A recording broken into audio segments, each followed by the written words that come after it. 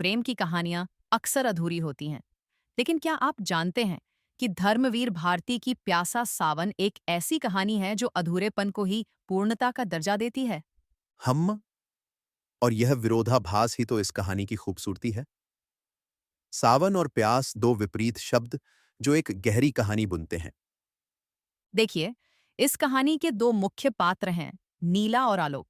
नीला एक ऐसी स्त्री है जो समाज के दबाव में अपने प्यार को त्याग देती है, जबकि आलोक एक कवि है जो अपनी पीड़ा को शब्दों में पिरोता है।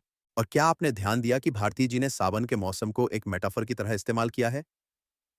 बिल्कुल, सावन यहाँ सिर्फ एक मौसम नहीं है, यह प्रेम का, विरह का और सबसे महत्वपूर्ण अतृप्त इच्छाओं का प्रतीक है।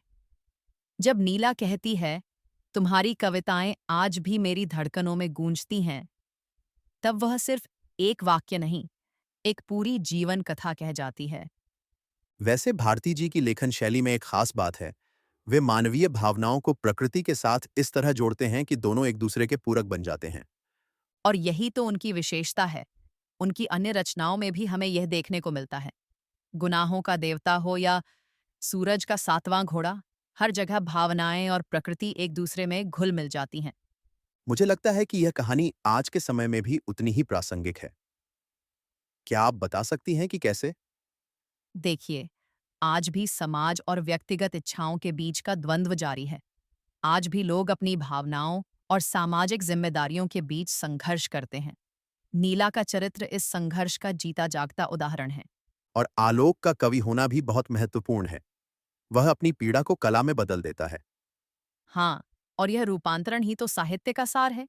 भारती जी खुद एक महान साहित्यकार थे और उन्होंने इस कहानी में कला के माध्यम से आत्माभिव्यक्ति के महत्व को भी रेखांकित किया है। तो क्या यह कहा जा सकता है कि प्यासा सावन सिर्फ एक प्रेम कहानी नहीं है?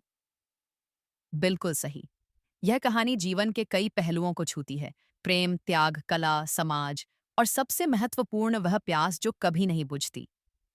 यह सभी एक ऐसी कहानी है जो हर पाठक को कुछ अलग देती है।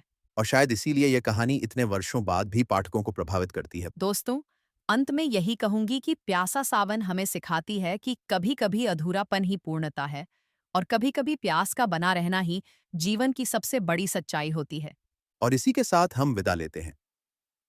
याद रखिए, हर अधूरी कहानी में एक पूर्णता छिपी होती है।